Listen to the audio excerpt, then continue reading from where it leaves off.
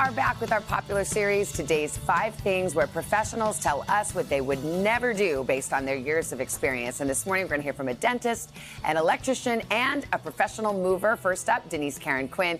She is the founder of In Order to Succeed, organizing and moving specialist. She's been in the moving business for 25 years. Denise, good morning. Good morning. Okay, let's get to your tips. You say, number 1, never move without a checklist. Why is that important? Checklists are key. In a former life, I used to be an operating room nurse, and I'm also a private pilot. And you'd never go into an OR or go into a cockpit without knowing what you're doing in advance. And moves are complicated. And if you're prepared, you can anticipate things that are going to need to be done and get ahead of the game, as opposed to finding yourself in a situation where you just are in a chaotic. I love tip number 2. You say never have friends or family pack spaces with sensitive items. Okay. Well, we all know what our sensitive items would be. And if you're moving yourself completely, then that is fine. But if other people are helping you, consider taking those out of the equation, putting them aside, locking them into a box and say to be moved by owner, because it'll be more comfortable for you and anyone else that's facilitating. Could be prescriptions or things in a nightstand. Anything, okay. Right, nightstand, medicine cabinet, you know what their stuff is. Okay. Never use the mover to transport perishable or valuable items. Well, valuable items, if you have a trusted mover, we do have companies that we would never have a problem allowing them to move jewelry boxes and things of that sort. But we want to make sure that if it's something that's perishable, like if it's a wax candle, if it's chocolate, some cosmetics, especially during heat waves and cold spells, you just don't want that sitting in a truck. So be careful of thinking that through ahead of time. Yeah, a lot of times, yeah, they do sit with the stuff on the truck for a good long time. Yes. Okay, never let a moving crew leave before confirming any damage that they caused. This can get awkward. So what's the right way to approach if you're like, okay, I think I'm missing the, bottom of this cabinet now? You need to address it at the time that you see it. You go to the foreman, you document it by a time-stamped photograph. If you have other witnesses that are there that can corroborate your story, most movers will stand behind and be honest about it, but you need to be prepared in case you have to fight that battle. And then real quick, never label a box by items. You don't want to say what's in it? No. It's important not to just label the box by items, but more importantly, it's to where that box is going to go. So whether you come up with a color-coded system and the yellow boxes are going from, this room to that, and you label it the destination, it just facilitates the quickness and the So write the room, not what's in it. Write the room and not just what's in it. All right, Denise Caron-Quinn from In Order to Succeed. Thank you. Hoda, over to you. All right, thanks, SG. I'm here with Dr. Sharon Huang. She's the founder of Les Bells in New York City Dentistry with over 10 years of experience in her field. She's got 5 tips for teeth. Okay, good, because I need these. Okay, things you would never do as a dentist to your own teeth. You would never skip flossing. Never. Never. Okay, why not? Flossing is so important. There's so much bacteria that lives in between your gum and your tooth. So not flossing is like taking a shower without soap. So how many times a day do you floss? Floss twice a day after you eat. And there's a relationship between the bacteria that's in the mouth to your heart. So the bacteria actually moves through the bloodstream and it can attack the blood vessels. So there's been research that's showing that the bacteria that's it can cause heart issues. It can cause heart issues in 30 years or so. Okay. All right, good. All right, never drink seltzer or soda without a straw. What does it do to your teeth, the seltzers? The seltzer lowers the pH in the mouth, so it's an acid bath. So it is an acid bath. So drink water immediately after.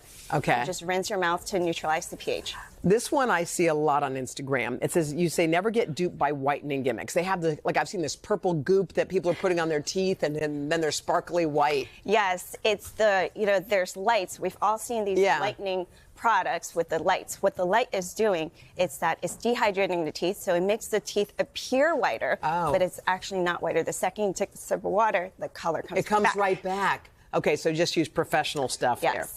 Never use do-it-yourself teeth aligners, because I think some people might think, well, that's cheaper. It's kind of doing the same thing. Why not? It is not doing the same thing. We should not be moving body parts without supervision.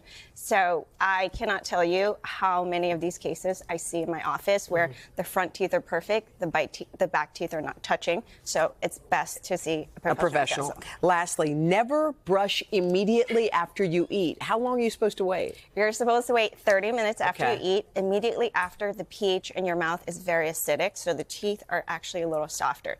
So wait 30 minutes before you brush.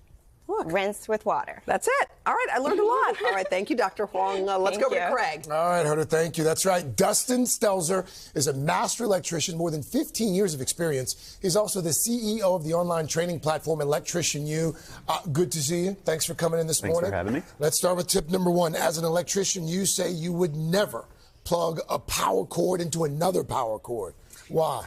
Yeah, a lot of people do this and they don't realize that every time you plug something in, there's more current that's being drawn. There's just more things plugged in. So you're either going to trip breakers all of the time, and it's just going to be a nuisance problem, or you can create fires. It's a real hazard, so I would never do that. Never do that. Speaking of tripping a breaker, you maintain that you should never ignore a broken tripping a breaker. Yeah, I see a lot of times like homeowners like to put tape over their breakers, or they just ignore it. But breakers are there to trip. That's their whole reason for existing. So if a breaker's tripping over and over, you either have a bad breaker or you need to replace that breaker. So don't ever ignore that. And you say that you would never buy an incandescent or halogen light bulb. Yeah. Why not?